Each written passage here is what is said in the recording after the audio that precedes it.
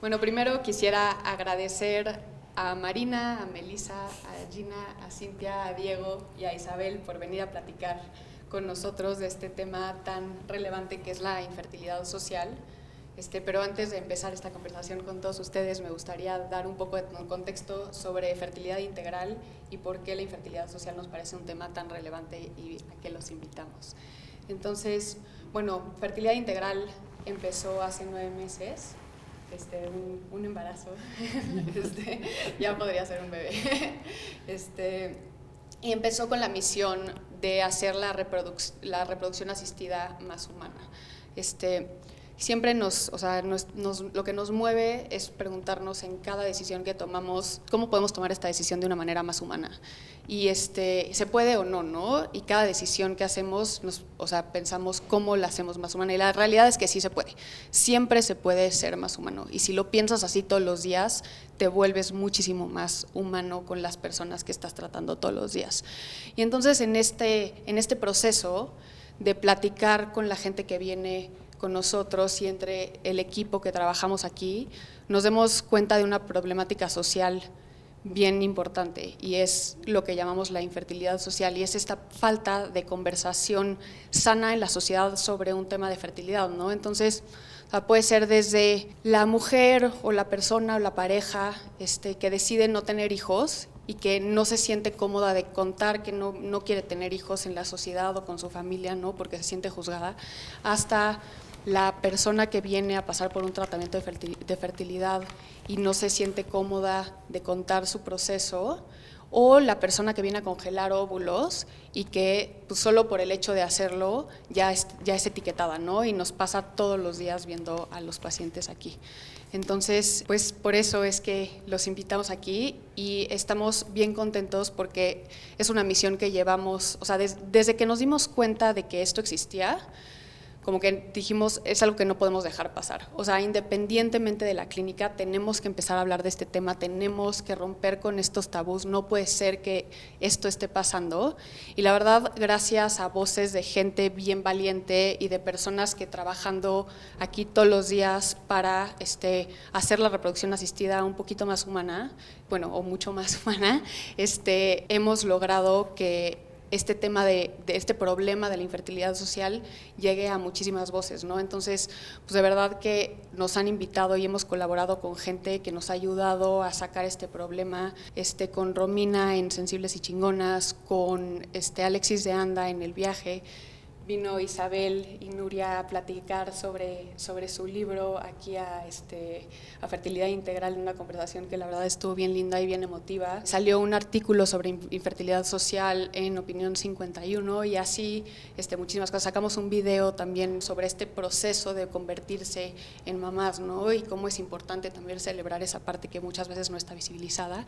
Entonces, lo que nos hemos dado cuenta es que para romper con estos tabús y empezar a que la gente se sienta un poco más cómoda de su decisión de si sí o no, cuándo, con quién y por qué tener hijos o no, que se sientan un poquito más cómodas. La única forma de hacer que eso pase es hablando y por eso están todos ustedes aquí.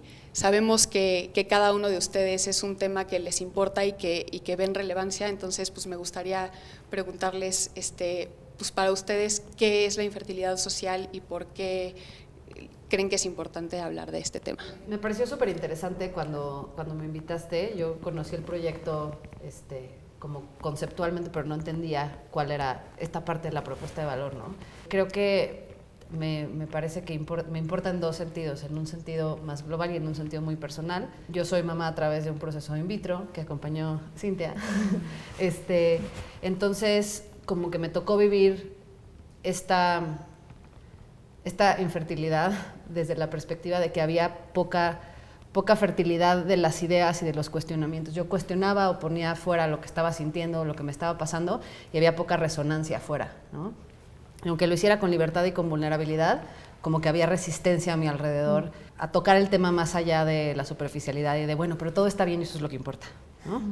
Entonces tengo esa parte más personal y luego como psicóloga y como coach que también acompaño procesos, ya sea que lleguen por lo personal o por lo profesional, finalmente somos seres integrados y acabamos hablando de toda toda nuestra vida y toda nuestra experiencia en un proceso de desarrollo personal. Los temas que tienen que ver con la fertilidad y con los deseos o no deseos de maternar o de paternar son bastante prevalentes y traen mucho del peso que traen, y la razón por la que llegan a terapia es porque no hay otros espacios para hablar de ellos. Entonces me pareció súper interesante por mí, pero también por poder participar en la creación de diálogo, porque también es cierto que hay muchas personas que no tienen el privilegio de tener el espacio que tiene la gente que viene a hablarlo conmigo, ¿no? Entonces hacerlo más prevalente me parece muy importante. Pues si quieren, ya empezamos así, entonces me lanzo yo.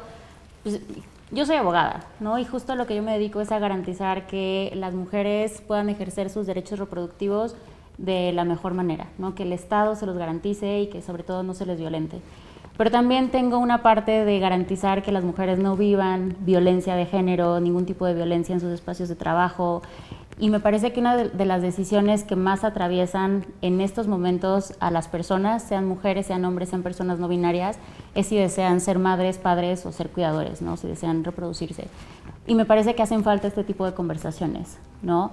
Porque la mujer que decide ser madre muy joven es juzgada. La mujer que decide no ser madre es juzgada. La mujer que decide interrumpir un embarazo no deseado es juzgada. La mujer que decide congelar sus óvulos porque dice, me encanta mi trabajo y ahorita a los 27 no quiero ser madre, pero a lo mejor a los 40 sí, es juzgada, ¿no? Entonces, si socializamos este tipo de situaciones, yo estoy segura que tanto las empresas, tanto el Estado, nosotros como sociedad vamos a lograr garantizar que las personas puedan vivir su vida reproductiva sin tanto estigma, ¿no? Y me parece que esto es clave, que todos empecemos a hablar de esto y sobre todo que entendamos que es parte de nuestra vida, ¿no? Y que como tal la tenemos que platicar y que no exista tanto tabú, porque cuando las cosas se platican, yo creo que al final se llegan a los mejores resultados posibles. Hola, buenas noches.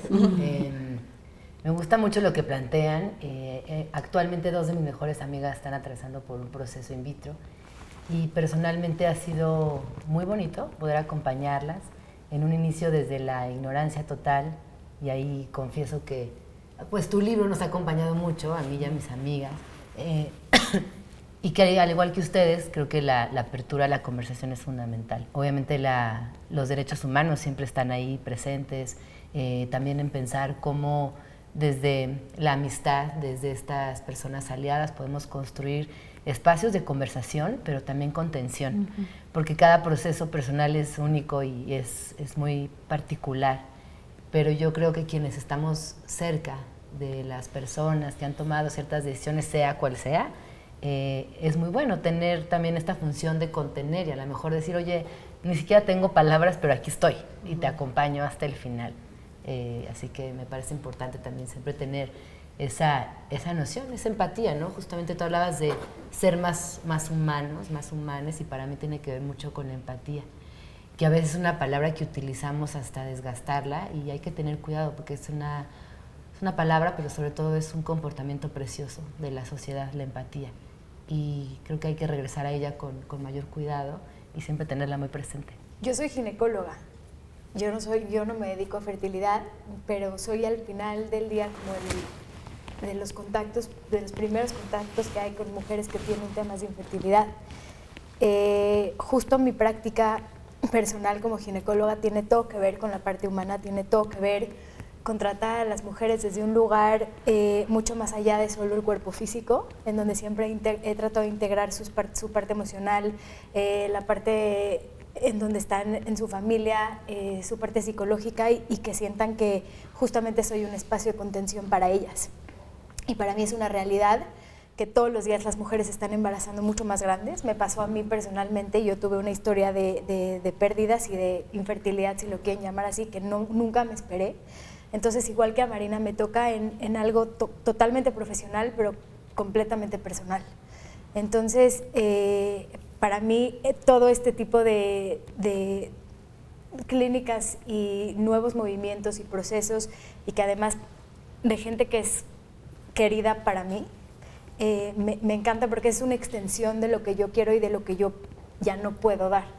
Entonces, la infertilidad está al orden del día el tema de cuándo decidimos ser mamás y por qué decidimos ser mamás está cambiando completamente.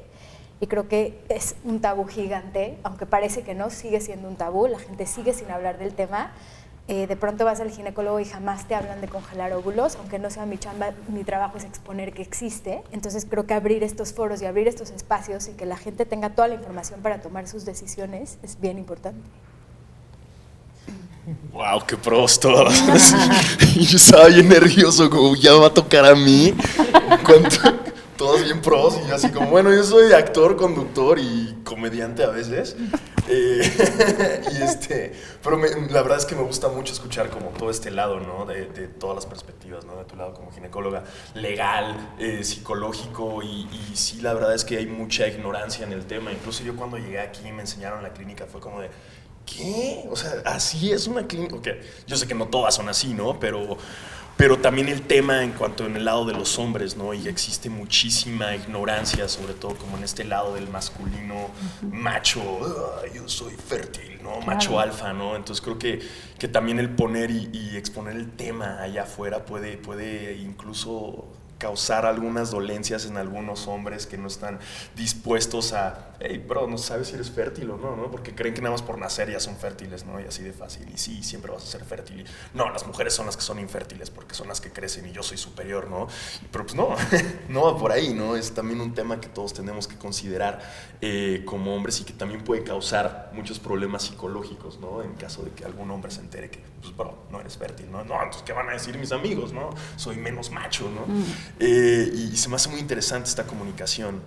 Creo que tampoco es un límite de edad, no eres demasiado joven, no eres demasiado grande. En el caso, en el contenido que yo generé, fue muy interesante la respuesta de la gente, ¿no? Y cómo a veces ni siquiera quieren hablar del tema, sobre todo los hombres quieren como, eso que se encarguen las mujeres, ¿no? Y la verdad yo en mi lado familiar lo tengo muy normalizado. Mi prima igual tuvo todos sus hijos por in vitro, entonces lo tengo muy normalizado, conozco cómo es el proceso y es increíble cómo la comunicación cada vez se amplía más, ¿no? Con las redes sociales, pero cada vez hablamos de menos temas, cada vez somos más selectivos, ¿no? Entonces hay que hablar un chingo de Buzz Lightyear, pero no hablamos de la fertilidad, o sea, de temas que en verdad están ahí presentes y que podemos hablar y mencionarlos y utilizar las redes sociales para pues, mencionarlos, pero pues qué chido que estén estos espacios y también, wow, gracias por invitarme y en ese lado pues como de la perspectiva de los hombres pues lo que les puedo compartir es muy interesante. Ahorita nada más de estar escuchándoles es como, órale, o sea, es que sí,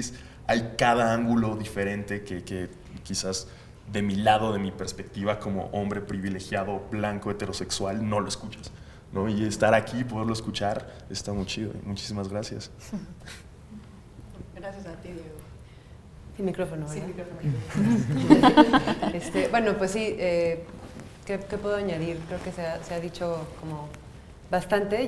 Me pasó un poco lo que mencionaron algunas de ustedes, que fue que cuando yo empecé cuando decidí que quería embarazarme con mi pareja, que queríamos tener un bebé y empecé a tener como ciertos obstáculos. Y justamente hablando de ginecólogos, mi ginecólogo asumió, y un poco lo que dices también, Diego, asumió que de inmediato, malamente, que yo era la del problema, ¿no? O sea, como que nunca ni siquiera nos mandaron a hacer una prueba de una espermatoscopia, ¿se llama? Espermatobioscopia. A él, ¿no? Entonces fue, o sea, como toda esta carga social de la culpa, ¿no? De la culpa constante en las mujeres, como decía Melissa, ¿no? Decidan lo que decidan, creo que estuvo ahí súper presente. Finalmente cambié de ginecólogo, me fui con una ginecóloga que acabó ayudándonos mucho y bueno, el camino se fue inclinando hacia hacer una in vitro también. Y lo que me pasó a mí fue un poco lo que decía también Marina, que como que era muy vergonzoso, o sea, era una idea como, o sea, no hablábamos del tema porque nos daba pena por un lado y luego también como era un proceso del que desconocíamos todo, nos daba muchos nervios compartir lo que estábamos viviendo porque siempre había el chance de que no pegara, ¿no? Entonces decíamos, puta, qué flojera explicarle, o sea, primero contarlo a todo mundo, qué pena, y luego si todo falla, pues qué pesar tener que explicar, como que nos preguntaban y había gente también como que juzgaba, entonces no va a ser natural. Híjole, no sé, como todo el lenguaje también que tenemos, creo que todo el cambio, o sea, parte es la conversación que estamos teniendo, o sea, como la que estamos teniendo aquí, y también parte es cuestionarnos como el lenguaje que usamos en todo lo relativo a la reproducción, como no sé, como el hecho de un parto natural o cesárea, ¿no? Y entonces si tuviste una cesárea no eres una madre natural, no eres suficientemente madre. Si tuviste una cesárea porque lo decidiste, porque digo, si tuviste que hacerlo, siempre tienes que justificar por qué tuviste una cesárea. No puede ser nada más porque quisiste, lo mismo con dar pecho, ¿no? Siempre tienes que decir, no, pues es que no pude, es que no sé qué, no se vale decir, decidí esto porque así lo quise, tienes que dar explicaciones todo el tiempo. Entonces, bueno, ese cambio de lenguaje también creo que es necesario. Yo, la salida que le di o lo que a mí me ayudó, me hubiera encantado tener como una clínica así, la verdad, como tan... o sea, mi ginecóloga es muy buena, estoy muy contenta con cómo sucedieron las cosas con ella, pero sí es cierto que pues es una doctora más, sí, tradicional. Nunca sentí que hubiera una preocupación o una visión más general, más allá de que funcionara médicamente lo que estaba haciendo. Lo cual, digo, está bien, esa era como su parte de responsabilidad, yo tuve que encargarme del otro, pero me llamaba mucho la atención llegar, igual algunas saben y algunas no, pero en procesos in vitro tienes que ir muy seguido a la clínica, ¿no? O sea, se vuelve como un lugar muy, ¿cómo decirlo? Muy recurrente, o sea, no es algo ajeno, por muchos meses tienes que ir seguido, y entonces yo llegaba y veía medio a las mismas mujeres, ahí sentadas temprano, que se veía que iban a la medición de los folículos, etcétera. Y yo me acuerdo que llegábamos así, no sé, como estábamos ahorita, y como todas con el celular o con el café, y decía, o sea, ya ahora pienso, ¿por qué nunca nos preguntamos, no? Y digo, no que tengamos que abrirnos así de necesariamente si no es en el momento cómodo, lo que sea, pero sí siento que hace falta muchísima conversación, pero no nada más social, sino entre nosotras. O sea, el hecho de que incluso en las mismas familias o entre amigas no hablamos porque esto da pena o da mucho pudor, porque eso ha sido lo que nos enseña, ¿no? Que son temas que no se deben discutir, porque son privados y pues se mantienen en lo privado. Y la consecuencia de eso, ya para terminar, es muchísima soledad, ¿no? O sea, cómo se viven los problemas de fertilidad, los problemas de cualquier cosa relacionada con la reproducción, incluso también el hecho de que no pudiste tener el parto que imaginabas, no pudiste tener la lactancia que soñabas, o decidiste una cosa impopular al respecto, se termina en pues, soledad y como un sufrimiento que justo hace poco veía para una cosa que estaba escribiendo, como estudio sobre cómo las mujeres, la manera en que viven su maternidad, incluso después de 10, 20 años, tiene muchísimo que ver con cómo vivieron su parto, ¿no? O sea, el hecho de que un parto violento o que un parto que sea percibido como violento, en el que haya desde cosas muy pequeñas como burlas de personal médico, o sea, cosas que ni siquiera es que sean algo gravísimo, entre comillas, influyen en cómo ejercen su maternidad en el largo plazo. Entonces, si pensamos en las implicaciones sociales que tiene eso, en los seres humanos que somos no nada más las mujeres, pero también las mujeres responsables de criar, y el hecho del impacto que tiene cómo dimos a luz, cómo fue nuestro embarazo, cómo fue nuestro proceso de gestación, etcétera, pues sí que importa mucho, ¿no? O sea, sí es un tema que impacta incluso a quienes piensan que no tiene nada que ver con ellos. Entonces, bueno, eso creo que es lo que puedo decir por ahora.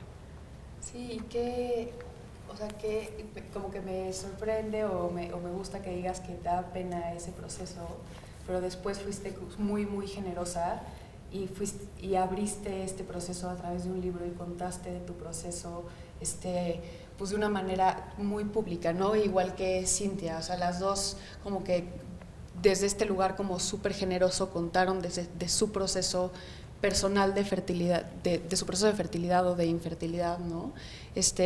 ¿Qué las llevó a las dos a contar de este proceso? ¿Pensaron alguna vez en no hacerlo o cómo decidieron compartirlo tan públicamente? Para mí fue delicado, la verdad es que no es algo ni siquiera que planeé, es algo como que nació genuinamente, como que yo he generado una comunidad de gente que creo que al final tiene un voto de confianza en lo que yo estoy exponiendo, en la información que yo estoy dando, y era como... la ginecóloga que no podía tener hijos, ¿sabes cómo? O sea, como también no puede ser que eso exista. Entonces sentí que contar lo que a mí me pasó, justo me esperé, cuando estaba viviendo la crisis no lo quise compartir, creo que no estaba lista, uno, para exponerme y sentirme tan vulnerable, y dos, tenía fe de que iba a acabar en un final feliz y quería contar mi final feliz, ¿sabes? O sea, quería exponer mi final feliz para que se agarraran de eso y poder darle tanto esperanza como información a mucha gente. Yo platiqué mi historia, creo que cuando mi hija tenía como 2 meses o así, de los años que me tardé en tenerla, de las pérdidas que tuve, de los diagnósticos que tuve y de lo que significó para mí llegar a ser mamá.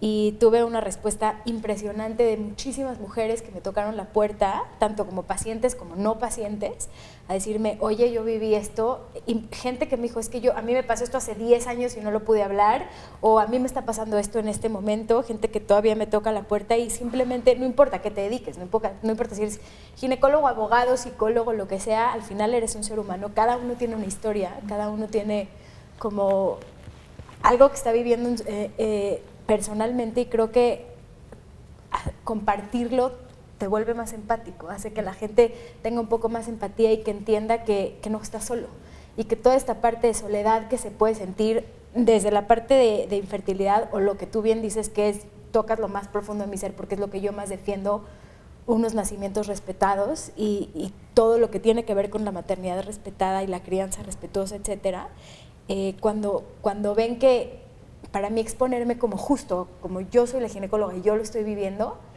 siento que rompí muchísimos tabús y permití que se vea que todos somos seres humanos, ¿no? Que todos nos puede pasar. Sí, qué increíble. Y que gracias a Dios y gracias a la tecnología, hoy la mayoría pueden acabar en un final feliz.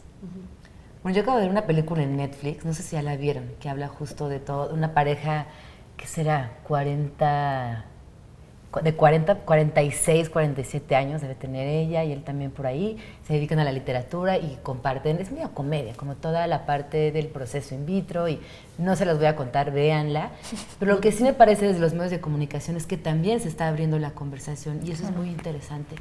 Yo cuando vi esa película...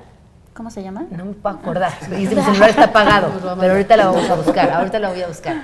Sí me pareció que era interesante ver que hay temas que se empiezan a posicionar en otras disciplinas. Desde el arte, hay una exposición buenísima ahorita en el MUAC que habla de maternidad y abraza muchísimas características de la maternidad con puntos e ideologías y una curaduría extraordinaria. Literatura, hay mucha literatura ahora, esta película en Netflix, entonces sí creo que hay una apertura al tema y eso al menos a mí me da muchas esperanzas porque quiere decir que hay algo que estamos cambiando, claro. O que el cambio se empieza a ejercer de a poquito y ahí se nota. Y en ese sentido, si Netflix hace contenido de un tema, es porque ya midieron que sí trae. Que sí trae. Ahorita vemos cómo se llama. O sea, alguien tiene por ahí un teléfono prendido después, sí. ¿Cómo se llama? Sí, y a lo mejor la película ni siquiera refleja o alcanza a ser cercana a la realidad, pero ojo, el tema se está planteando. Claro. Y es que es impresionante cómo, o sea, así como tanta gente no lo quiere escuchar, cuando tú lo abres, hay otro camino que se abre como por atrás, que es toda la gente que te abre y te dice, ¿me puedes explicar cómo lo hiciste? Así, para toda la gente que te sorprende lo poco que quiere hablar del tema. Sí, de repente hay un mar de gente que le interesa. En mi caso, gente que soy la amiga de la amiga de la amiga de la amiga que me contó tu historia, que es un poco diferente porque yo estuve casada 10 años con otra mujer y decidimos tener hijos y pues de saque iba a ser fertilidad asistida, o sea, no había ninguna otra alternativa que fuera viable para nosotras, o deseable para nosotras más bien, y pues fuimos así medio tentando así por donde como agarrando piezas del rompecabezas para construir cómo queríamos lograr el embarazo. Y nos pasó pues un poco la historia del libro o tú abrir tu historia, que era gente, claro, amiga de la amiga de la amiga, sí, amigo del amigo del amigo, que estaba en este proceso de tratar de construir pues un rompecabezas que hiciera sentido con los cachitos de información que puedes ir agarrando, ¿no? Entonces tener también lugares como pero como espacios unificados de información en donde no tienes tú que ir como detective agarrando cachitos para tratar de entender cómo construir, que es luego lo que nos pasa con estos cachitos de información que tienes que como que ir buscando, ¿no? Sí, que a veces son los mismos médicos los que te dan así como dosis, como lo mínimo que necesitas pistas saber, ¿no? Ajá, ¿por qué no? O sea, no sé, cosas... A mí, por ejemplo, me sorprendió mucho que yo tengo ovario poliquístico y en algún momento, como yo siempre asumí que el ovario poliquístico, o sea, que los quistes eran algo como malo, o sea, que el material del quiste era como algo sucio, algo malo, algo dañino. Y cuando Alexandra, mi ginecóloga, o sea, la buena, la segunda, la buena, me dijo, no, es que los quistes realmente son folículos, o sea, los quistes son potenciales folículos. Entonces no quiere decir que no vayas a poder. Respiraste. Ajá, dije como, no, pero no es algo como súper malo, sucio, terrible, así. Ajá, me dijo, no, tú puedes vivir con, o sea, tus quistes no son malos, no, es como una condición y no, y como esa 20 hubo muchísimos, pero digo, ¿por qué en tantos años, en 20 años o 15 años, nunca se me explicó qué eran los quistes? O sea, ¿por qué vivimos tanto con estas como pequeñas, o sea, no todos los ginecólogos obviamente, pero, o sea, sí hay mucho de eso en la comunidad médica, ¿no? Como de no tienes por qué enterarte de todo, con que sepas lo que yo te quiero dar y ya, y lo demás pues búscalo ahí como puedas. Y en la maternidad, ¿no? Como que el secretismo Claro. absoluto Sí, así de todo. sí. Yo me acuerdo los primeros días que amamanté a mi hija grande, dije, mamá, ¿por qué no me dijiste que dolía tanto? Ay, como que no me acordaba. ¿Cómo no te tuviste un minuto y dice, oye, ven, te voy a contar, Sí. ¿no? Claro. No, el secretismo absoluto en todo. Y de ahí la violencia obstétrica y de ahí un montón Justo. de situaciones que desafortunadamente vas resolviendo sobre la marcha. Sí, Justo, o sea, igual Cintia fue mi segunda ginecóloga, o sea, yo con Victoria, mi primera hija, tuve un episodio de violencia obstétrica donde justo me hicieron una cesárea que no era necesaria y que yo no quería, y cuando llegué con Cintia y me dijo como, no, todo embarazo tiene que acabar en cesárea y si tú deseas un parto vaginal, se va a hacer todo lo necesario y posible para que así sea, y fue como, wow, claro, ¿no? Por supuesto, y de esto lo tenemos que hablar y lo tenemos que socializar y decir como, si tú deseas una cesárea, perfecto, pero si tú deseas un parto vaginal, tu ginecólogo, tu médica, no tiene por qué obligarte a realizarte una cesárea, ¿no? Y me voló la cabeza esto que decías, Isa, de cómo impacta tu maternidad, de cómo viene tu parto, ¿no? O sea, porque yo justo a lo que me dedico es garantizar que las mujeres puedan parir como quieran y con quien quieran y con dignidad y igualdad y no discriminación y pensar cómo eso también puede llegar a impactar de manera posterior a este momento, pues sí es como... Pues es que creo que a la distancia es fácil decirlo, pero cuando estás tan vulnerable que lo que te diga tu ginecólogo, sí, no, claro, Y ahí hay obvio. una cosa, porque, o sea, yo tengo una visión un poco particular, porque soy mujer, pero soy la pareja de la gestante. Entonces, como que viví una cosa que normalmente viven los hombres, ¿no? Y como también no todas las personas tienen una pareja, no todas las personas tienen una compañía en el proceso de gestación y de parto o de cesárea. Pero incluso dentro de la cesárea hay opciones, ¿no? Que eso es Claro, otra cosa, sí, era como total, era total. una u otra. O parto, y si tienes, en el caso del embarazo de Max y de mis hijos, no hubo opción, era cesárea o cesárea, nunca, o sea, si hubiera estado, o sea, porque también fue con Cintia, pero incluso ya planeando una cesárea, ya entendiendo y hablando ya de cesárea humanizada, o sea, ya estábamos hablando de qué cesárea, había muchísimas cosas que decidir, que claro que en el momento... Tú dices, sí, me van a poner las cámaras casi, Pero casi hay aquí. todo este proceso previo y es lo mismo que los procesos de fertilización asistida. Hay 1,000,000 de opciones y no necesariamente la opción que le gusta al médico o a la médica es la que te gusta a ti, pero te las tienen que exponer. No, pero hay una cosa de medicina patriarcal también muy cañona. Chequen, yo cuando estaba en mis partos me dice el doctor, ¿no? Que rarísimo, yo tuve mi primera hija con un señor. Me dice, no, es que cuando sientas que el fuego te incendia la vagina. ¿Qué? Dije, mamá, por favor, saca a este señor. O sea, nunca ha tenido un hijo este señor. ¿Qué me está diciendo? Y para mí ahí fue como darme cuenta de que, además me sentí una idiota porque como que pasaban millones de pensamientos así en un segundo. Dije, claro, porque un señor me está diciendo qué voy a sentir yo, un señor. A O mí sea, es como la medicina patriarcal ahí en su máxima expresión. creo que también es bien importante, siento, va a estar raro que yo diga esto, porque a veces también nos hemos ido al otro polo, como todo natural, Sí, todo total. parto vaginal, todo lactancia. Y a ver, yo soy muy pro parto, muy pro lactancia, muy todo, pero también he aprendido y aprendo todos los días y todo el tiempo me he vuelto flexible. Y he entendido que también la ciencia existe para algo, también el in vitro existe para algo, también las cesáreas son importantes y necesarias para algo, y el respeto y el abrazo que sientes de tu médico, de tu esposo, de tu pareja, de quien sea que esté contigo, es el respeto al proceso que tú escojas, que tú decidas y al panel de grises que hay, ¿no? No tiene que ser blanco, parto natural, sin episiotomía, sin bloqueo, ¿no? O me embaracé en la playa en mi noche romántica, ¿no? Porque hay gente que sí necesita un in vitro, o hay gente que decide, no sé, lo más raro que se les puedan imaginar, a fuerzas quieren una niña y hacer deciden tener ¿cómo se dice? Una biopsia y tener un gender por fuerza y deciden irse a un in vitro y eso también va a ser juzgado. Entonces, a mí me parece que ni está acá ni está acá y que el respeto de lo que cada uno decida y necesite. A mí me pasa mucho que al final te haces, pues al final como un nombre o una fama por algo y llega conmigo, es que yo sé que tú me vas a dar un parto. Lo primero que les digo es, no lo sé. Ya sabes, no prometo partos vaginales porque no puedo, ¿no? Claro. Y me costó, o sea, las primeras veces cuando empecé a tener pacientes era como, sí, vamos a hacer todo. Y sí, es que quieres hacer todo, claro, pero sin sacrificar la seguridad. Claro.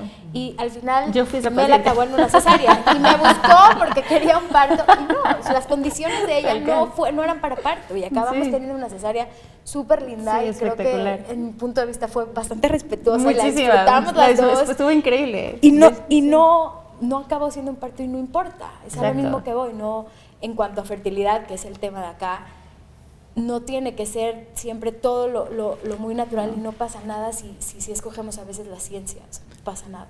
Sí, totalmente, pero creo que lo que es muy importante es entender que la condición física de una persona no dicta el tratamiento médico necesariamente, o nunca, y en temas de fertilidad nunca, porque en realidad los temas de fertilidad siempre es algo que escoges, ¿no? Nunca es algo de emergencia que tuviste que llegar a un in vitro, pues no, o sea, es un tema que cada quien está escogiendo pasar por estos tratamientos. Entonces, una mujer de 37 años con una antimuleriana de 1, no necesariamente va a necesitar exactamente el mismo tratamiento que otra mujer que tiene la mismita condición física, porque su vida es completamente diferente. Entonces, cada persona o cada pareja va a decidir qué tratamiento necesita basado en su visión de vida. Y en una de esas es, yo no quiero esto y no quiero tener hijos, y también está bien, ¿no? Y creo que como escuchar y entender lo que necesita cada persona es bien importante, que era lo que decían, como no imponer como, esta es tu condición física, entonces este es el tratamiento que te toca. Pues no, o sea, nunca. Y creo que es otra cosa que, aquí ya hablando más como psicóloga y menos de mi experiencia personal, pero hay como esta duda, que es una duda súper válida, en las personas o las parejas que están buscando un embarazo a través de fertilización asistida, de qué tanto es tantito, ¿no? ¿Hasta dónde? ¿No? Y entonces, porque además, de dónde partes, a dónde llegas y el proceso a través del que llegas, pues no lo puedes predecir y es muy personal. Entonces, justo porque hablabas de humanizar el proceso, y una de las maneras de humanizar el proceso es también acompañar la posibilidad de terminar el proceso en algún momento, ¿no? Porque hay este empuje de lo vas a lograr. Como está la ciencia hoy, el que no se embaraza es porque no le alcanza casi, porque ese es un poco con lo que llegan mis pacientes. Si tú estás dispuesto a seguir metiéndole lana, te vas a acabar embarazando.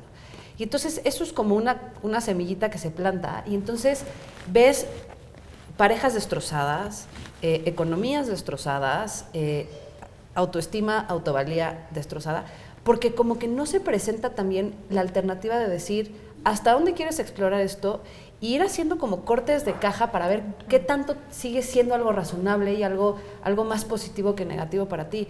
Y eso como que de alguna manera parecería que el único éxito de un proceso de fertilización asistida es el embarazo exitoso.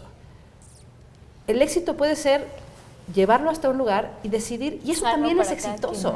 Totalmente. ¿No? Es exitoso decir, lo intenté en mis términos, lo intenté hasta donde quise, y qué éxito que hice esto y que me atreví, y qué éxito también que lo dejé cuando dejó de ser lo que quería. Tengo que contarles porque es la historia de una muy amiga mía que está pasando ahorita y que es una historia que existe todo el tiempo. Es esta paciente que pasó por un proceso de infertilidad de años, de todo, de baja complejidad, de inseminaciones, de 7 in vitros, hasta que su alma se desgastó en un punto donde dijo, se acabó, ya no es congruente con mi vida, ya no puedo más, hormonalmente, emocionalmente, o sea, esto tiene que parar. Y es ahí donde siento que era solo la parte física y nunca hubo un abordaje emocional, psicológico, nada. Al final escogen tener un bebé por surrogate y tienen un bebé con 15 días de diferencia de mi bebé. Tengo una bebé de 8 meses. Y hace un mes recibo una foto de mi amiga, porque no vive en México, vive en Estados Unidos, de un ultrasonido. Dije, no puede ser. claramente está embarazada, cuando soltó todo, cuando soltó el estrés, cuando soltó la presión de ser mamá, cuando soltó absolutamente todo, ¡pum!, se embarazó. Y esa es la historia de mucha gente. Sí, creo que también esa historia como de que habla Marina de éxito, de pues hasta aquí llegué y esta es mi vida y estoy bien con esta decisión y no voy a seguir adelante con estos procesos, es bien importante y son historias que nunca escuchamos. Y en tu libro hay una frase que dices, o sea, bueno, no la voy a cotear directo porque no me acuerdo bien, pero como que me resonó mucho, y que es encontrar, o sea, que decía como encontrar historias de personas que pasaron por dificultades para convertirse en papás o mamás es bien difícil. Encontrar historias de personas que lo intentaron y no lo lograron es imposible. Y es bien importante también sacar, bueno, no sé si sacar estas historias, porque nadie creo que tiene la obligación de contar sus historias, pero pues que se sepa que está bien tomar estas decisiones. Y creo que hablabas del lenguaje, porque creo que hay una parte en como, incluso en cómo lo planteamos, ¿no? Porque habrá quienes no lo lograron, en el sentido en que lo llevaron hasta sus últimas consecuencias y no lo lograron. Y habrá quien decidieron no proseguir. Porque entonces en el no lograr está implícito el fallo, ¿no? Me parece exitosísimo que una pareja se voltee a ver, o que una persona haga un ejercicio de conciencia personal y diga, esto es suficiente para mí y estoy bien, y tendrá que hacer trabajo para resignificar y llegar a sentirse en paz con eso, pero justo como en el no lograrlo está implícito el fallé, ¿no? Que es muy diferente a decir, decidí hacerlo 3 veces y cuando pasaron 3 veces estuve bien me costó trabajo, lo que sea, pero estuve bien con seguir adelante. Porque justo, como dices tú y como escribes tú en tu libro, la gente no habla de eso. Es más, ni siquiera en muchos casos sabes que lo intentaron. Algo que creo que hace mucha falta también hablar es cómo lo viven los hombres, ¿no? Yo, por ejemplo, algo que hoy que venía para acá y le platicaba a mi esposo que venía justo a esta plática y le decía a quiénes íbamos a estar, me decían, es que chido que invitaron a un hombre, ¿no?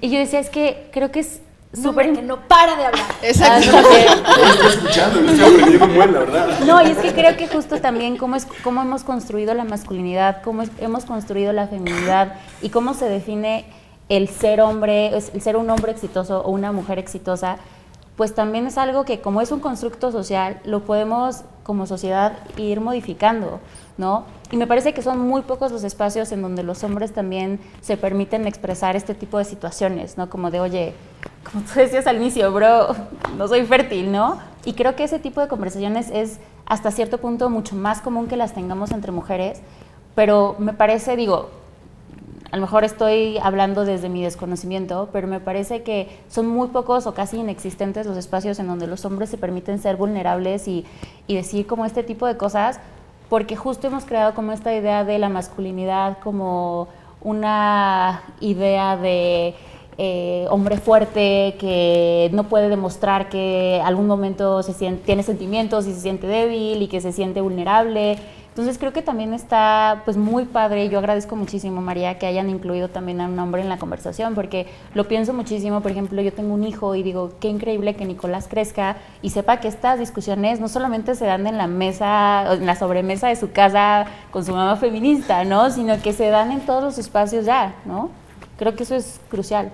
Sí, ¿no? Y creo que también lo que es muy importante, ahorita que nada más estuve escuchando y fue en verdad como casi 20 minutos de escuchar cosas que en la vida había oído, ¿sabes? Y que bien que en la escuela me enseñaron a hacer ecuaciones triples y me enseñaron de química, biología, pero no te enseñan de eso. Te enseñan de cualquier otra, pero nadie te habla de fertilidad, ¿no? En las clases de sexualidad también es algo que en verdad la educación es terrible, ¿no? Y también ahorita ves lo que el contenido que están viendo las nuevas generaciones y están viendo Acapulco Shore, ¿no? Y mira cómo cogen a lo pendejo y nadie habla. O sea, en verdad estos temas en pocos lugares le puedes causar muchas veces como toda la educación o como es esta aspiración misógina, patriarcal del hombre. No está el tema de la fertilidad ahí. Jamás está dentro de la educación o del interés de alguien. Si tú le preguntas ahorita a un chavito de, no sé, de 18 años, le preguntas qué opina sobre la fertilidad, es como, no, ese tema no le interesa, ¿no? Y creo que sí está interesante ponerlo sobre la mesa y hablarlo y darnos cuenta que son realidades, ¿no? Y hablar, eso me gustó mucho lo que mencionaste sobre el éxito, ¿no? De qué es el éxito, ¿no? Quizás hasta puede ser tener un hijo, pero eso no te hace un buen papá, ¿no? O sea, podrás tenerlo, pero tener un piano no te hace un músico, ¿no? Entonces creo que son bastantes temas, sobre todo en el lado del hombre, en qué te hace exitoso, en qué te hace más hombre, en qué te hace mejor. Y en mi caso personal, simplemente el abrirte y hablarlo creo que ya es un paso adelante, ¿no? No todos, en verdad, yo de mis amigos conozco, o sea, los que tienen hijos y los que jamás se han hecho un examen de ese, ajá, o sea, ninguno lo ha hecho nunca, ¿no? Y luego se casan y sorpresa, ¿no? Y nunca se dieron cuenta, pero pues también hay soluciones. O también cuando lo hablamos del lado de la vasectomía, que no es tan reversible como dicen que es, ¿no? Y hay como muchos tabús ahí que pues hace falta encontrar espacios para que lo puedan escuchar y pues también gracias por involucrarme, ¿no? Como y para aprender sobre todo, que es lo que he estado escuchando bastante aquí. Igual con Diego platicábamos como justamente la espermatobioscopía, el tabú que se vuelve entre los hombres y lo importante que es y lo ligado que está el ser fértil con el ser hombre, ¿no? Y por qué, y también con la mujer muchísimo, ¿no? Pero qué fuerte esta liga entre el ser fértil y ser hombre o ser mujer, ¿no? O ser alguien. Y entonces decíamos como qué chistoso que te haces un examen para ver tu colesterol y te da igual, ¿no? Si sales alto o bajo, pero si no sales con el examen de espermatobioscopía bien, o sea, tírate en la cama 3 días porque no soy tan hombre, ¿no? Y entonces Diego ahí hizo un video para romper estos tabús increíble con un amigo, Sandro. Saludos a Sandro por ahí. Hicieron un concurso en donde hicieron una espermatobioscopía los dos para ver quién era más fértil y concluyeron que en realidad no es nada importante, ¿no? O sea, como no los hace más hombres, o sea, como pues sí, salí mejor en esto, pero no nos hace más o menos a nadie un examen de esperma, ¿no? Entonces, pues no sé cómo reaccionó tu comunidad, cómo te fue con ese video. Pues hubo muchas respuestas, ¿no? Creo que de varios aspectos. Había gente que decía como, gracias por abordar el tema del lado comedia, ¿no? Porque cuando me invitaste aquí a ver qué podíamos hacer de contenido, dije, hagamos un concurso, ¿no? O sea, y enseñamos cómo es el masturbatorio, ¿no? Y quitar un poco el tabú que la gente creía y, ¿cómo? ¿Por qué no hay revistas porno? No, güey, o sea, no, quítate esa idea de antes, ¿no? Paréntesis, a mí me pasa hasta la fecha. Yo le digo a la gente que no he visto pornografía en 10 años y me dicen como, ¿qué te pasa? ¿Estás mal? Es como, sí, no, pues, hubo una época en el mundo que no necesitabas pornografía, ¿sabías? Y también como que eso le saca de onda a mucha gente. Y en este caso la gente como que agradeció mucho por abordar el tema del lado de comedia. Muchas amigas me agradecieron como por otro lado de qué chido, sobre todo tus palabras, ¿no? Como cuando abordaste el tema de que no te hace más o menos hombre, o de la presión de las familias, ¿no? De que te tienes que embarazar, ¿no? Y pues lo abordamos desde ese lado, ¿no? Como un concurso que suena como desde un principio competir entre hombres, suena como algo muy incluso como del lado machito, pero lo llevamos al disfrutarlo y reírnos y, güey, tú sacaste 6 mililitros y yo solo 3, órale, y nada, nos reímos porque al final nos dijeron, los dos son fértiles, no pasa nada. Pero nada más fue como, vamos a hacerlo y animarnos a hacerlo y algo que ni él ni yo en toda nuestra vida habíamos hecho, ¿no? Y la respuesta de la gente es increíble porque pues cada vez se acercan un poco más al tema, ¿no? Y me mandaban preguntas de ¿cuánto cuesta hacerte esto? ¿Dónde es? ¿No? ¿Cada cuánto tengo que ir? ¿Cómo es el procedimiento? Y la verdad es que es algo que la gente quizás lo ha visto en la tele o ha visto como referencias en algún lado, pero en el lado sobre todo de hombres. O sea, creo que también, como decíamos, la sociedad, pues a las mujeres desde un inicio es como vas a ser mamá, ¿no? Y lamentablemente es como este objetivo. Yo tengo muchas amigas que nacieron, crecieron, se casaron, tuvieron un hijo y es como ¿y ahora qué hago en la vida? ¿No? Porque ya logré lo que la sociedad me indicó que tenía que hacer y es mi máximo objetivo, ¿no? Y es esa presión que le meten mucho a las mujeres, ¿no? Entonces, desde ese lado es como, no, hay muchas cosas más, ¿no? Más adelante. Entonces esa presión creo que obviamente a las mujeres las hace acercarse mucho más al tema de la fertilidad, ¿no? Y deja tú la fertilidad, ir al ginecólogo.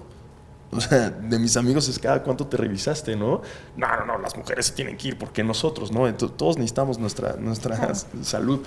Entonces, el abordar ese tema creo que fue importante. Gracias por dejarme abordarlo como con contenido hashtag orgánico, aunque odio esa palabra. Pero creo que ayudó mucho simplemente a poner la semillita ahí en muchas mentes que ya sepan que ahí está el tema y sepan que es algo, ¿no? Y que se puede hablar y que no tiene que haber desconfianza en el tema. Entonces creo que se logró bastante y las respuestas fueron muy interesantes en cuanto a la gente y quieren como más. Y lo podemos seguir avanzando toda la temática. Pues ya ahorita que decías eso, como es la versión más, tal vez más adulta de lo poco que los hombres se suelen hacer responsables de los temas que tienen que ver con prevención del embarazo y luego con lograr el embarazo, ¿no? O sea, cómo es, nada de esto es mi tema. Y un poco lo que decías tú, las mujeres llevan 1, 2, 3, 4 citas, estudios, para cuando le hablan al hombre y le dicen, oye, ¿y si tú vienes también a que te...?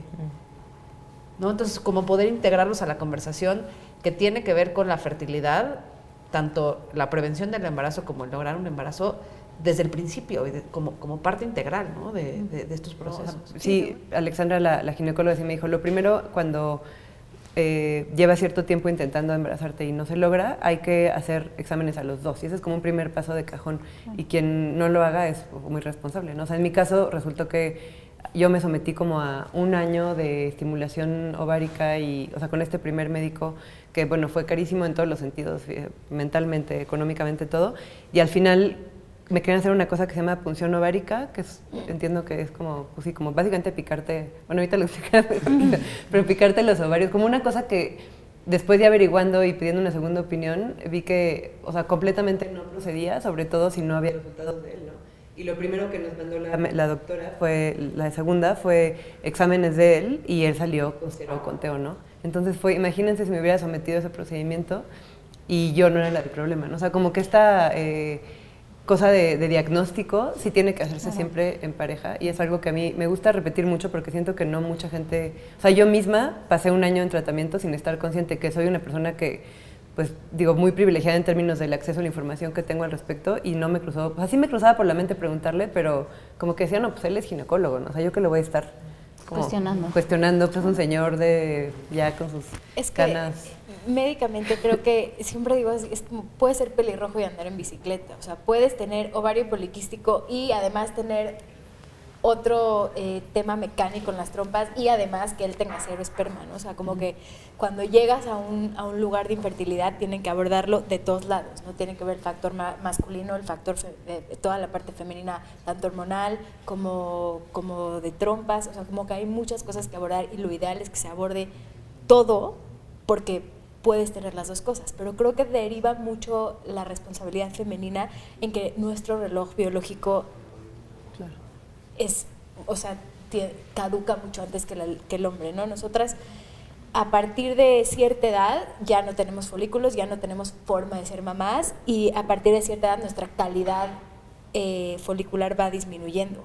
Entonces, lo que está pasando hoy en día, y a mí yo lo veo todo el tiempo conmigo y con mis pacientes, es que ya no nos embarazamos a los 20, a los 22, sino que ahora somos profesionistas, somos abogadas, doctoras, psicólogas, o quieres viajar por el mundo o quieres hacer muchas cosas antes de decidir ser mamá, que es un deseo que tienes fuerte y que quieres ser mamá, pero que en este momento de tu vida no empata con lo que estás haciendo, y creo que la importancia de entonces sí decidir revisar cómo está tu fertilidad, en qué momento es lo ideal para ti, porque claro, lo ideal para ti no va a ser lo mismo que para mí, cómo está tu reserva folicular, cómo está tu hormona timuleriana. Los hombres, esto que están hablando de la espermatobioscopía, claro que es muy importante romper el tabú, que ellos se revisen también y que son la mitad de toda la ecuación, que es importantísimo, pero los hombres tienen una ventaja, que ellos están recambiando su esperma cada 3 meses, o sea, el estilo de vida, tanto en el hombre como en la mujer, es importantísima, pero el hombre sí puede tener muy, muy mal esperma y de pronto tener 3 meses con una buena dieta, antioxidantes y cambiar ese esperma y ser otra historia. Esa es otra de las cosas que o sea, que van más allá de la infertilidad, que es todas las mujeres que igual y no saben que quieren ser mamás, pero no se quieren cerrar la oportunidad y está en esta cosa como de, ¿voy a querer o no voy a querer? O las personas transgénero que quieren, yo tengo bastantes pacientes que han hecho esto, que antes de transicionar congelan sus óvulos, que me parece profundamente responsable. Y adolescentes de 18 años, que dicen, yo no sé si voy a querer en algún momento maternar o paternar, porque están transicionando, pero ¿qué tal que sí quiero? Y dejarse opciones abiertas es algo que como que tal vez para nosotras, las que estamos en esta mesa, pues igual es, esta generación, es retroactivo, ¿no? Es pensar, lo hubiera hecho o no a los 25, pero para las personas que ahorita tienen menos de 30 años, es dejarse opciones abiertas. Claro. Y esto es algo, por ejemplo, que ya están también impulsando hasta cierto punto muchas empresas, ¿no? Yo veía que, por ejemplo, Google, Apple ya también ofrecen esto a sus empleadas. Es como, ¿quieres congelar óvulos? Nosotros lo pagamos, ¿no? Y así trabajas 10 años. Trabajas 10 años más. Digo, los incentivos son perversos, pero... en algún sentido. No pagan tratamientos de fertilidad en general, o sea, también te pagan un in vitro. Sí, bueno. No les platican que eso los está embarazos bien. a los 40 ya son de alto riesgo. Sí, pero Me gustaría cerrarlo preguntándoles, o bueno, más bien diciendo, creo que ya hablamos muchísimo del problema y es clarísimo que está ahí. ¿Qué podemos hacer para que esto mejore, ¿no? ¿Por dónde podemos empezar? Melissa y Gina han roto muchos tabús, han hablado de muchos temas que no se hablan y que ahora están mucho más abiertos. Entonces, pues, ¿por dónde podemos empezar a que esto termine, no? Porque no vamos a acabar hasta que acabe. pues yo creo que no dejar de hablarlo, ¿no? O sea, usar nuestras plataformas justo para que más personas conozcan el tema, que acerquemos también a las personas a la información adecuada, ¿no? Yo la verdad creo que jamás había pensado en esto que mencionabas, ¿no? De cómo las empresas no dan licencias para temas de fertilidad. O sea, ni siquiera se me había cruzado y creo que es fundamental.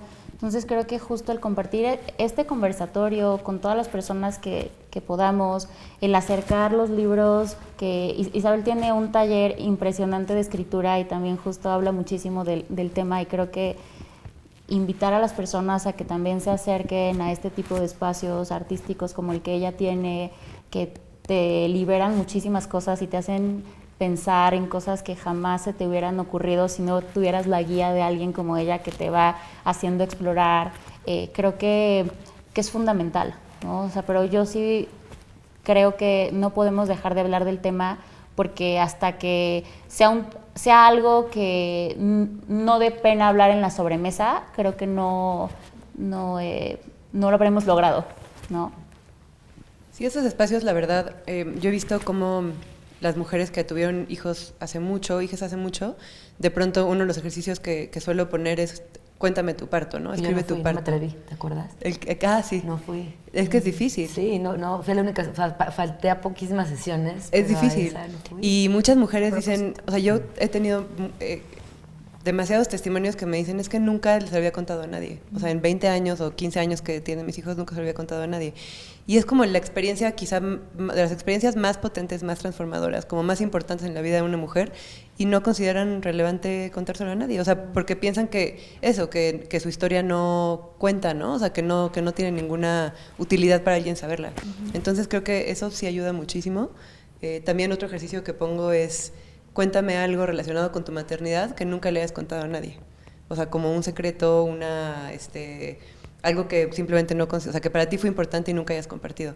Y las cosas que salen son así unas historias bellísimas y obviamente muy relevantes y muy útiles para no solo otras mujeres que están ahí, sino para las familias, como las chavas que escriben.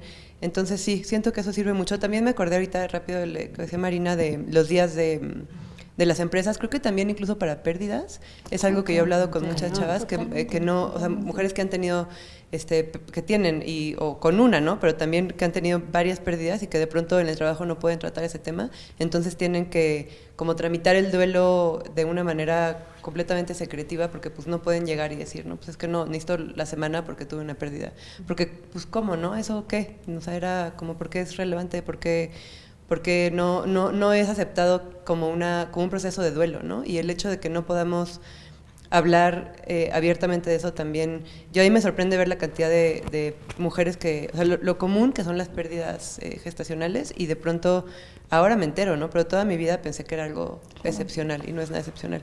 Entonces siento que también contribuye a vivirlo de manera más dolorosa el hecho de pensar que solo te pasó a ti. Y empiezas a hablarlo y dices, bueno, o sea, no que te duela menos, pero no sé, si te sientes más acompañada, más apapachada, sabiendo que es algo que es más común de lo que crees. Y así con un montón de cosas, sí. Creo que también la deuda viene desde hablar de cosas más, no básicas, la palabra no es básica, pero de la menstruación. Por ejemplo, tampoco está aceptado hablar eso en las adolescencias. Cuando tienes 9 años y empiezan las conversaciones de menstruación, a las niñas se las llevan y en un secretismo absoluto les platican de los que le va a pasar, mientras a los niños los ponen a jugar fútbol. Así de, y lo acabo de vivir, o sea, así de básico es y sigue pasando. Sigue pasando. Entonces, yo te diría, claro, si no podemos hablar de menstruación, imagínate hablar de otras cosas, ¿no? Claro. Y ahí, bueno, regresando sobre esta idea, creo que también es importante generar estas conversaciones desde la adolescencia. No esperar a que ya implique una carga emocional, a que se convierta como una bola de nieve, como todo un problema familiar. Creo que hablarlo con las adolescencias es fundamental, porque también ahí se pueden generar cambios bien interesantes. Fíjate que a mí me han juzgado por, o sea, siempre hay los haters y los que te quieren y los que no, y así existes, así es la vida. Y a mí me tocó estar en este movimiento, como tú dices, no un boom, sino un movimiento donde la información es más accesible y donde como en mi parte médica yo trato de compartir, porque creo que la información es poder y al final te crece. Y me han dicho, como la medicina no está en Instagram, la medicina no es así, eso no es medicina, ¿no? O sea, y entiendo a veces desde el lugar como cultural de donde viene, y la intención no es que te vuelvas médico por leer un post, ni tampoco generar angustia extrema o generar un problema, pero justo este tipo de temas, justo hablar de menstruación, justo hablar de infertilidad, justo hablar de pérdidas recurrentes o de pérdidas o de lo que sea que estés viviendo. De aborto, como sí, claro. De aborto, de sangrado, de lo que tú quieras. Para mí ha sido súper enriquecedor ver lo que se ha formado y lo que se ha podido generar solamente por poner información certera en la mesa. Y ya al final la gente hace con la información lo que mejor tiene que hacer, ¿no? Yo diría que, o sea, porque estamos, o sea, ahora que lo estoy pensando, estamos hablando como igual desde nuestras historias de tratar de compartir y no encontrar como esa resonancia, ¿no? Y tal vez una cosa interesante, si a alguien que nos ve le parece que se quiere aventar ese experimento, es preguntar, ¿no? Un poco lo que haces tú en tu taller, pero es como tal vez voltearte con primero tu círculo de confianza y luego ir como abriéndolo y expandiéndolo.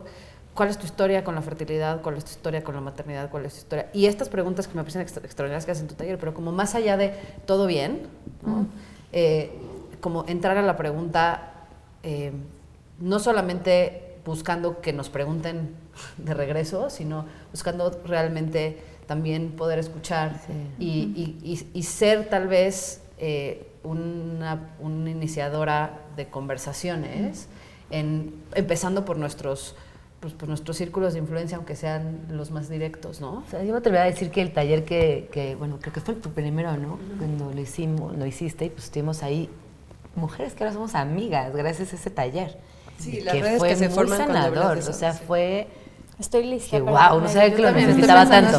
No sabía que lo necesitaba tanto. Y tu libro y hacer taller. Es que de verdad sí crea una solidaridad increíble. muy particular como compartir esto, porque son mujeres que llegan y que no se conocen necesariamente, algunas sí, pero en general no, y de pronto como te das cuenta, hemos vivido cosas como, digo, igual similares, pero que pueden dialogar entre ellas. Entonces, a mí me ha costado mucho trabajo encontrar una comunidad, todavía no me siento en ese punto de sentir un espacio en donde para mí juntar la maternidad con la parte laboral ha sido... Manda el curso. Sí.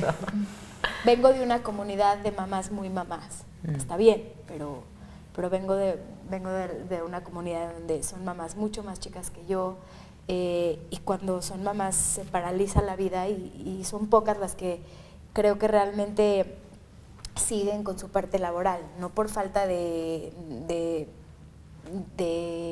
skills, ¿cómo se dice? De Habilidades. habilidades para seguir con su parte profesional, sino porque en esta comunidad pues ya eres mamá y tu chamba es crecer bien a tus hijos.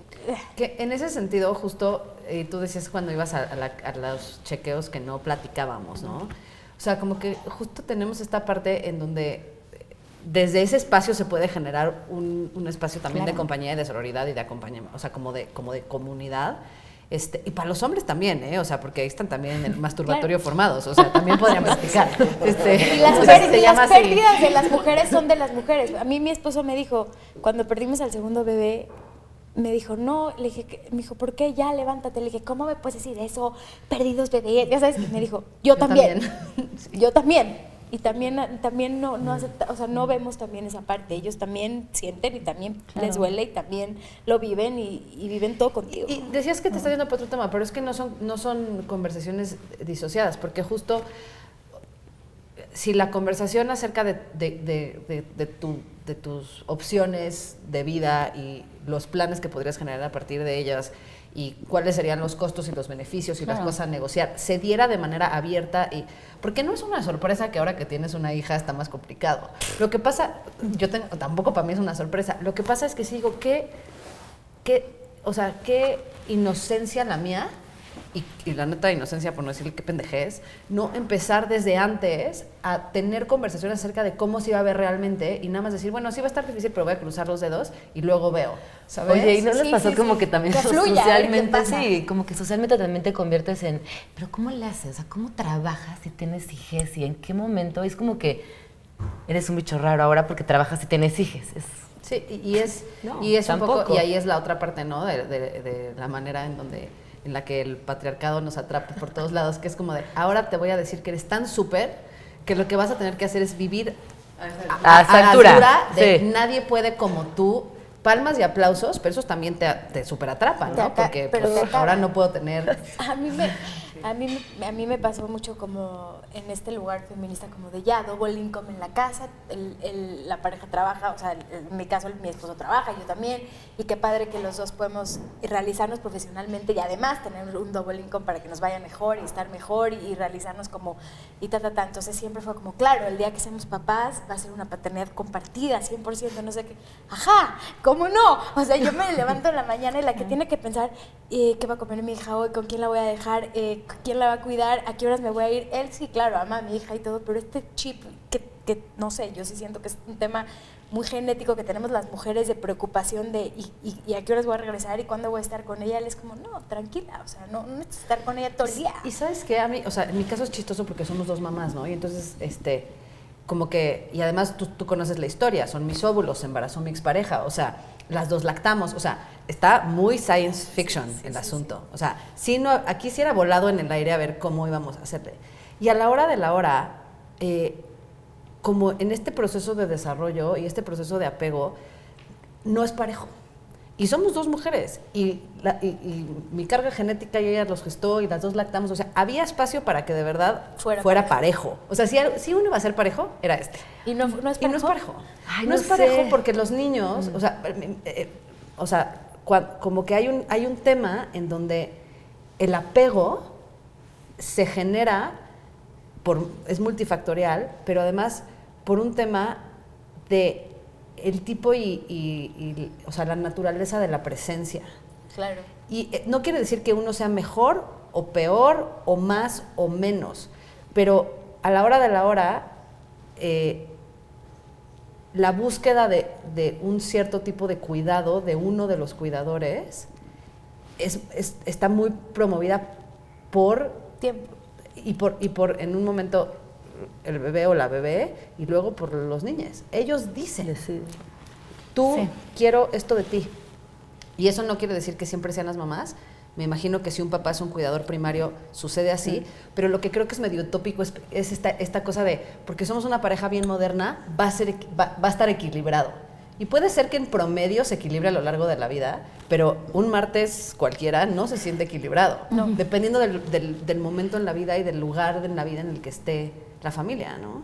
Yo estoy muy agarrada de que también la fertilidad, pero nos hemos vuelto muy solitarios. Antes como que todo era más en tribu, vivíamos más en familia, maternábamos más en tribu, y el bebé no tenía solo a la mamá, tenía a la mamá, la tía, la abuela, la amiga, la prima, pum, todos estaban ahí, todos hacían comunidad en todo lo que pasaba.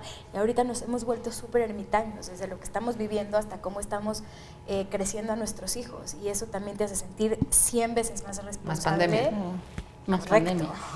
Correcto. Sí, justo Melissa empezó la conversación y qué lindo acabarla así porque empezamos la conversación diciendo como mujeres y como mamás nos sentimos culpables todo el tiempo.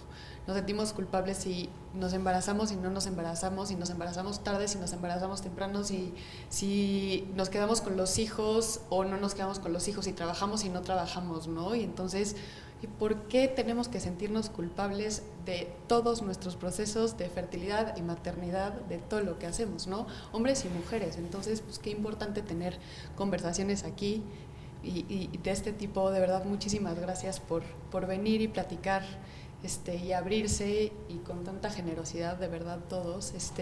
Ya tenemos muchas conversaciones pendientes, maternidades diferentes, Crianza, ¿no? crianza, Tribus, sí. violencia obstétrica, así que aquí vamos a seguir seguro platicando mucho más. Muchísimas gracias por venir. Los quiero aprovechar que están aquí. Vamos a lanzar un video en nuestras redes. Quería darles la primicia, aprovechando, es un video que creo que transmite los valores perfectos de fertilidad integral. Van a ver que mucho de lo que hablamos está ahí, entonces...